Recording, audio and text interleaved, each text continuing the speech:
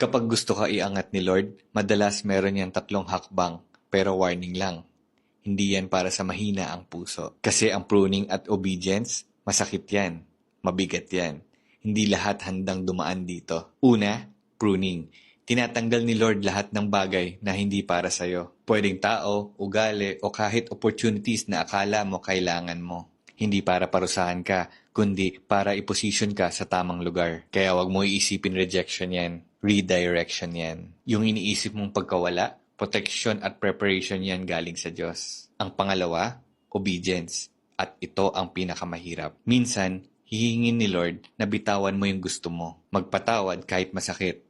At magtiwala kahit walang kasiguraduhan. Hindi ito laging may kasamang paliwanag. At hindi ito laging logical. Madalas hindi natin to maintindihan. Madalas hindi natin to paniniwalaan. Madalas hindi natin to matatanggap. Pero tandaan mo, obedience is the key that unlocks the next level. Kung hindi ka pa handang sumunod kasi hindi mo gets kung bakit, baka hindi ka pa handa sa elevation na hinihiling mo. Pangatlo, sudden elevation. Pagkatapos ng pruning at obedience, bigla na lang bubukas ang mga pinto. Darating ang promotions, aapaw ang mga blessings.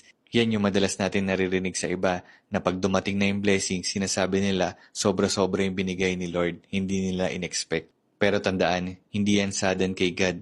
Matagal ka na niyang hinahanda. Nakaplano na yan lahat sa Kanya. Hinihintay ka lang niya sumunod at magtiwala para maging ready ka sa ibibigay niya. Nasiguradong yung ibibigay niya, maaalagaan mo.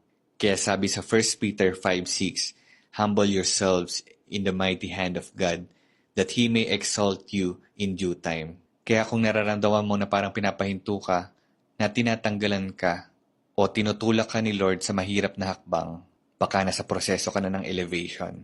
At uulitin ko, hindi ito para sa mahina ang puso. Pero kung kaya mo magtiwala at sumunod, ihanda mo na yung sarili mo sa kung ano man itinakda ni Lord para sa'yo.